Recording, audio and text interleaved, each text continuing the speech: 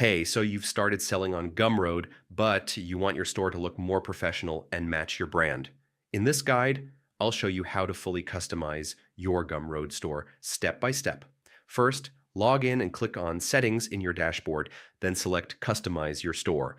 Add a cover image for your store. This appears at the top of your Gumroad page and helps create a strong first impression. Next, upload your logo.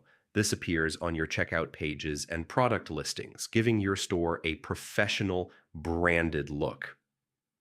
Choose your brand colors for buttons, links, and accents. Gumroad lets you pick primary and secondary colors to match your brand. Add or update your bio. Include who you are, what you sell, and why buyers should trust you. This shows up on your profile and helps connect with customers. You can customize individual product pages with cover images, descriptions, and preview images.